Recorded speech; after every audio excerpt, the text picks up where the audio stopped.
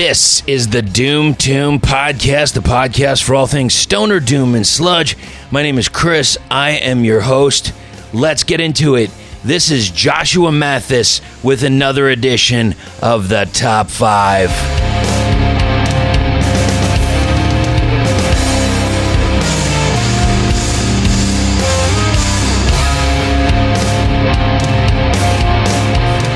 And I have Joshua. Hello. From Secrets of Lost Empires, and we're going to go over his top 5. I don't know what it's going to be beforehand, but I'm ready. I'm going to ask you, what is your top 5 blank? My top 5 blank is going to be 3 albums and 2 illustrators. Ooh, okay. So these are my top 5 most inspirational creations. Beautiful. Musically, the first 3, in no particular order, are going to be Soundgarden's Super Unknown. Okay. That's still one of my favorite albums of all time. There are albums that have blown me away that I've heard since, but I keep coming back to that because it's got like a little bit of everything in it. Right. And it has a spoon solo.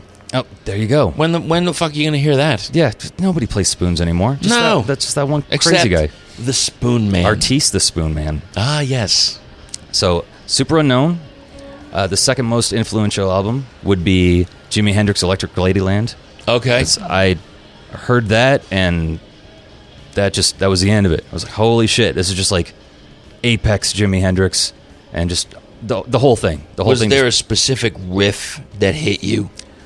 Voodoo Child. And not Voodoo Child, Slight Return. Oh, really? The first 16-minute long with Steve Winwood playing the fucking organ. Right. And Jack Cassidy from Jefferson Airplane playing bass on it. And it's so goddamn fantastic. Yeah, that album as a whole, but that song in particular is just influenced. It really cemented the whole like just sort of dark blues thing in me. Sure. That I love. So, the third would be Failure's Fantastic Planet album. Okay. I don't know this. Failure was a band. Yeah, Failure is an LA band that came out in the 90s, right? And they weren't grunge, which I don't want to get into it, but that's not a real thing. That's not a real thing. Yeah, we can argue about that later. That's just some made up shit. Okay. Yeah, grunge. I know. Oh, it's okay. They had to put a label on it. We're starting this. All right. Yes. God damn it, Soundgarden is a stoner metal band. Pearl Jam is a classic rock band. Nirvana is like a punk pop band. Okay. Like, grunge is non-existent. It's just a way to lump a whole bunch of different shit into one thing. Okay, hold on. Wait. Just give me. I'm gonna name a few bands. Okay. You tell me if they're not grunge. You tell me what they are. Well, are you ready? Well, we could end this right now. There's no such thing as grunge. We don't even have to have this conversation. No, but all right, indulge me. Indulge me. Okay. Okay. I'll play the game. Okay, throw one out. Alice in Chains. Alice in Chains. They're a stoner metal band. Stoner metal band. Okay. Yeah. Okay. Hold that button. They're like a sludge. It's almost like desert rock in a way. But it depends on the album. I'll go precursor to Pearl Jam, Mother Love Bone. Never dug Mother Love Bone, but they are very much in the vein of Headliners are grunge. But I always saw them as sort of like a Queen meets Bad Company or something. He even has the lyric in there in a Capricorn Sister. He mentions Freddie Mercury. So maybe you're onto something. There's something a little bit of operatic performance about his approach to it. Right. And musically, it's still very much got like an 80s rock vibe. Okay. So it's like they're just like the first wave of bands that are sort of clearing, like trying to get past that 80s rock thing, like Fair Poison enough. and shit. Fair enough. So it doesn't, not that it sounds like that, but there's certain sonic similarities.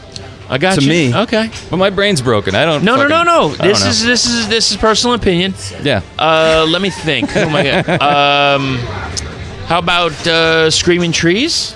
Oh God. Daddy Lanigan, come on. Mark Lanigan is my real father. Mark Lanigan's my stepdad. We're brothers by proxy. Fucking love Mark Lanigan. I don't like Screaming Trees as much as I like some of Mark Lanigan's solo stuff. Okay. But yeah, a very solid band. But again, they are much more in the vein of like, not, I don't want to say pop rock, but there's something like rock. pop. Well, yeah, it's pop rock, but that almost sounds like too too an offensive term to put on what Could they it be did. grungy pop rock? There's no such thing as Yeah, grunge. you could say, we're creating a paradox. The whole Okay, world's- let me just pick one more. I'm just going to do one more, and then Okay. we'll move forward. Sebado? Yes. Sebado. I love Sebado. I have Okay. a set at home. All right. They are very unique. I'm not familiar, Very great band. not familiar enough with them. Okay. But I did recently hear about them. Not so much that I hadn't heard about them before, but pre-internet hearing about them. It's if you don't just sit down with somebody who has a CD or take a chance and go out and buy the CD, Sure. you're not going to hear it. Especially if it's not on like heavy MTV rotation. Like I used to watch a lot of Headbangers Ball in 120 minutes. Who didn't? If I didn't happen to come across something that was on there, Sebado taught me two things. I'm not attractive today, and I'm not a sight for sore eyes. Ooh. Nailed it, brother. lyrical pulls. So I've heard some of their stuff recently. Like the name came up, and I was like, oh yeah, I remember hearing that name. I should check out who that band is. And I looked them up on YouTube. I don't remember exactly what it was I heard. I remember it was very odd, not what I expected. It was also very cool. Fair enough. Like I dug it, and But just to clarify, not grunge. No, not grungy at all. They seem Fair enough. They're maybe a little muddy, Okay. but they seemed a little more clean Now, than grunge. I mean, I could go on for days, but we got to get to this top five. We absolutely could. Continue, sir. So where did I leave off? So Failure, Fantastic Planet. Yes. Now they one of the '90s bands. They were very space rock, like good. a lot like sort of like Hum. There were like elements of Smashing Pumpkins in there a little bit. Very nice. So just James Eha guitar sounding stuff. an incredible band, and sonically just so aware of what they were doing and the sound they were making. And Ken Edwards, the main singer songwriter, is also an incredible producer. Has produced a bunch of albums, and their live act is incredible. And I think it's because they're in charge of how everything sounds. Sure. So they know exactly what the fuck they're doing. Their shows are amazing. I love their albums. It's like trippy space rock. It's also really catchy and heavy, and it's fantastic. So I heard that album and it blew me the fuck away. It was another one of those things where I didn't know you could do this. Hey. Holy shit, that's a thing you can do? Fuck yeah, I'm on board. So absolutely that album. The last two of the top five would be Bernie Wrightson, Okay. who was an illustrator in the 70s through up until currently up until a handful of years ago he passed away. Give me a little bit of what was he illustrating? He was mostly doing horror comics in the early 70s, and then from doing horror comics sort of graduated into doing stuff for DC. Like he did a run on Swamp Thing, and then he did a handful of Batman books. Then he did a lot of covers, and then sort of went back and forth to doing smaller horror stuff. He was at a certain point he was sort of all over the place. I also think he did some film design, like creature, like concept art. And he illustrated a handful of Stephen King's novels, like the original runs of them. Cool. So The Stand, he did a bunch of illustrations in The Stand, in early edition. I don't know if they've changed it since. I haven't picked up like a new copy of The Stand. Right. He also illustrated Cycle of the Werewolf. I don't know if you're familiar with the movie Silver Bullet. I have seen it, but I don't. With Corey Haim in the wheelchair and the priest is a werewolf. Yeah. They made a lot of changes, but it's based on a Stephen King short story. Right. So he illustrated that. Okay. Did a bunch of them. So I grew up with all these books. My mom had all these books in the house, and I just fell in love with the art.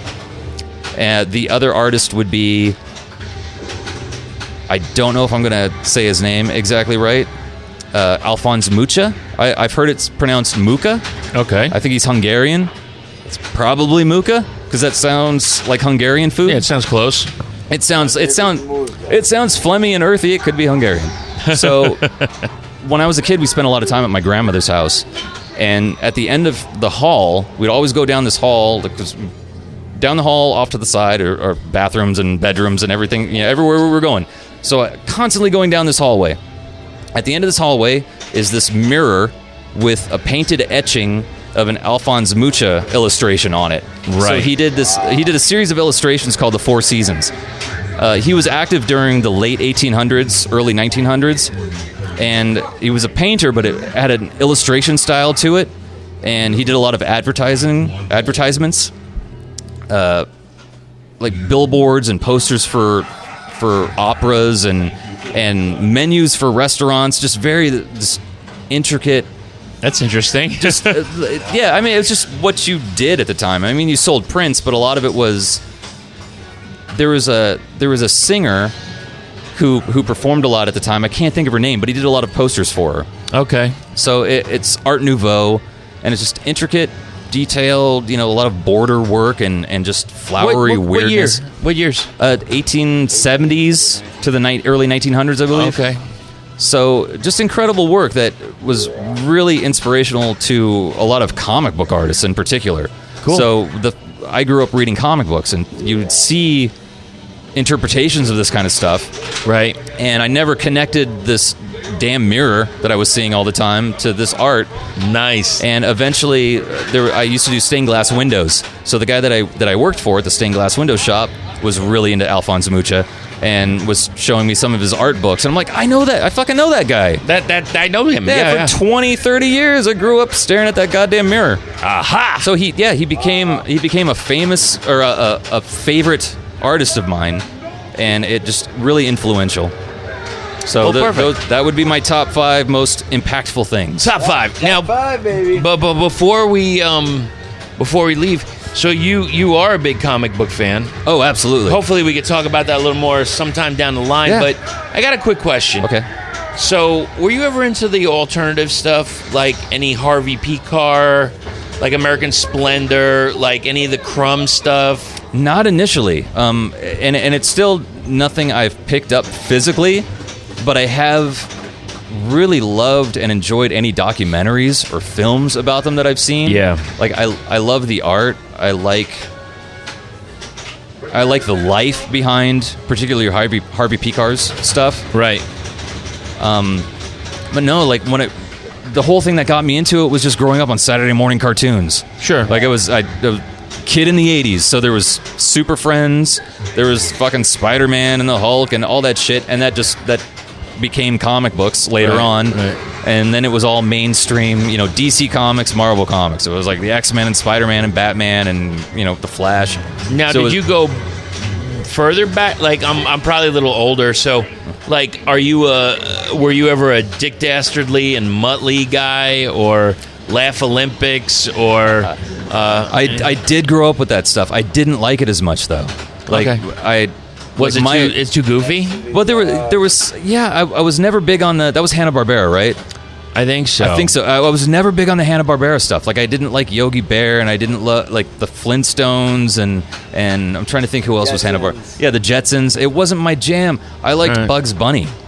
I did like Bugs Bunny. Yeah. Like the old ones, like with from the 40s and 30s, where they had Humphrey Bogart, and Lauren Bacall and shit. They would have all the like Peter Lorre was in it. Yeah, there were all these old movie references and shit, and it was Dr. Frankenstein was like, what's his name from 20s movies? Yeah, that big fucking hairy monster was like, I think monsters lead the most interesting lives and meet the most interesting people. If you catch him, I will reward you with a Hungarian goulash. Yes. They're so good. But that stuff, I don't even think you can have it on television now. Like, they don't. If you watch that episode with the mad scientist, where you get it from. They cracked open a bottle of ether. Yeah. Yeah. So they were basically high. Yeah. Yep. Like, you can't have that anymore. There's a lot of shit on there. There was a lot of adult humor in it, and that's what made it so fucking great. Like, why would I watch fucking the Flintstones when I can watch this insanity unfolding right here? And it's just fucking crazy. I tell you a life lesson because, like, was applicable when as an adult, and you're like, oh, I remember that. This is where the coyote gets fucked. Yeah, I'm looking at my paycheck right now. Yeah. The one downside of it. I remember. The one downside of it was that once it passed a certain decade, they sucked. Yeah. Like, the art style changed, the humor changed, it truly the music changed. It just went, like, it was the 60s. Fuck the 60s. The 60s screwed up Bugs Bunny. And some of it was, like, really, I don't know, like, avant-garde. There was this one... Taking a hard stance on this. Wait, do you remember... Fuck the 60s. Do you remember Bugs Bunny when he went back in time? And it kind of scared me a little bit as a kid because he was... There was, like... There was some guy, and he had, like, the old school metal mask that went over him. And he says, I am cirrhosis of the liver and blah, blah, blah, blah, blah. Yeah. And then he met... That was the Kill the Rabbit series. He met Merlin. Yeah. And Merlin, like, threw something at him, and he changed into a donkey. He unzipped it, which I was like, holy shit, what the hell's happening? And then he says, oh, by the way, hey, Merle. And Merle looks over, and he throws it, and, like, Merlin couldn't get out of being a donkey. And, like, I mean, Bugs Bunny, like, lit his thumb on fire, and Merlin was trying to do it. I'm like, shit, what's happening? What the fuck am I actually watching? You're stressing me out just describing this to me. All right, so I think I think we're cool. I don't want to spend the night at Chris's house anymore. The Saturday mornings are fucking stressful. I don't understand what's happening. He gives me the tremors. All right, I just want to cut it Does there. everything smell like cheese? Thank you so much. That's your top 5. That's my top 5. Secrets of Lost Empires. Check it out. Hopefully they'll be playing another show soon. Of course. Thank you so much, and we'll talk to you soon. That was fun. Thank you.